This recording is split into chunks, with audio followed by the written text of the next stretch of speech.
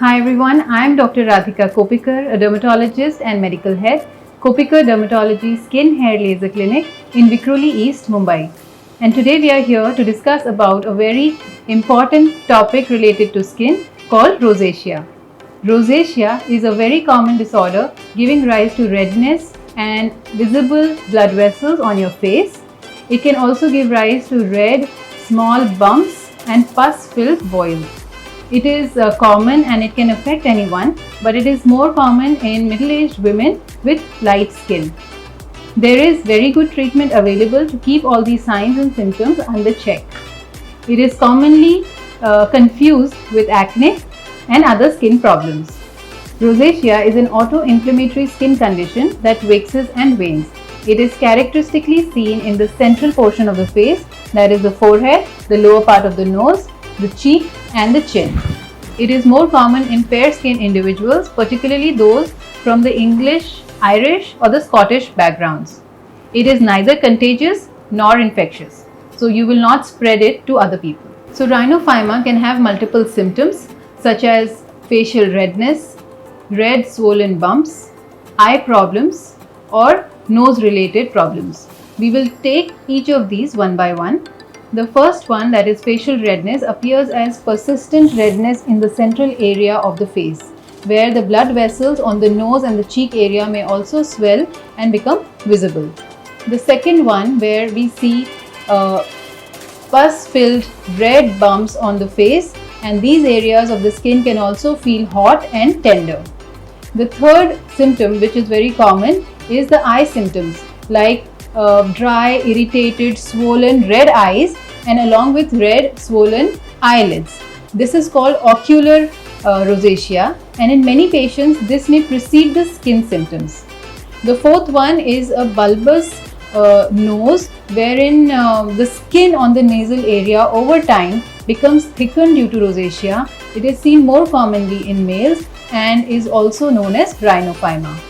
Now let's talk about the causes and the risk factors for rosacea. So the risk factors include easy blushing, a strong positive family history of rosacea, and fair-skinned individuals, especially from the English, Irish or the Scottish backgrounds.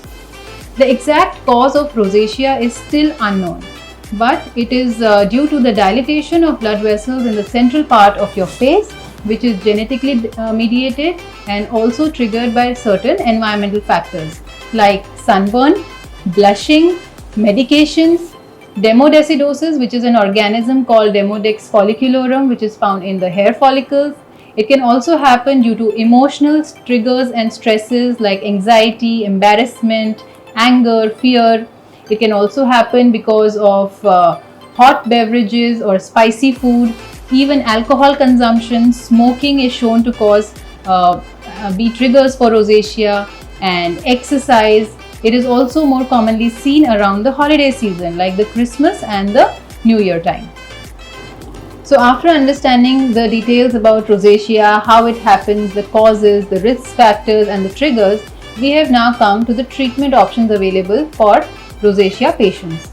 The number one thing that you should know about rosacea is that it's a very sensitive skin condition and the skin is very irritable. So the cleanser that you will use for your face has to be very mild. It has to be gentle and pure.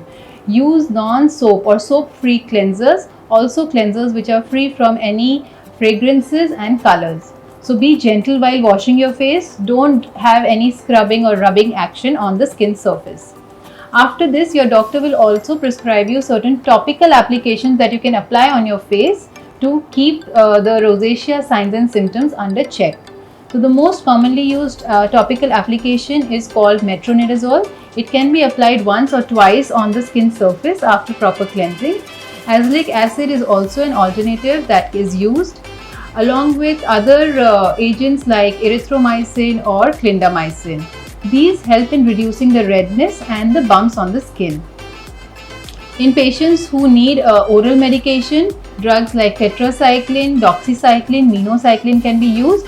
They reduce the inflammation, but keep in mind that I do not recommend self-medication with any of these because of the potential side effects and risk factors. Now, after knowing about the topical and the oral medications which are available for rosacea, you also need to know that there are certain in-clinic procedures that can be done to keep the redness and the inflammation on your skin under check. These are good alternatives like lasers and light or intense pulse light. They can be used to clear the skin and also improve the complexion of your skin. They are safe alternatives, and your doctor may prescribe 3 to 6 sessions in a gap of certain days according to your skin type. It is important to avoid sun exposure during the time you're taking such sessions of laser or intense pulse light. Multiple sessions are normally necessary, and they are placed at a gap of 3 to 6 weeks interval by your doctor. I understand how frustrating rosacea can be for many, and many patients also ask us about what foods they need to avoid in order to keep their symptoms and flares under control. So, although each patient responds to different items, but there are certain common triggers which we find in many patients. I normally tell my patients to maintain a personal diary where they can note down the food triggers or other triggers, environmental triggers, which they find are stimulating their condition. So, things like sunlight exposure, exposure to too much of hot or cold climate, exercise, alcohol, smoking, and spicy food are well-known triggers. Even chocolate and red wine are known to be extremely common triggers for many patients. So, knowing some of these things will help you in preventing the disease flares and also the triggers to your condition.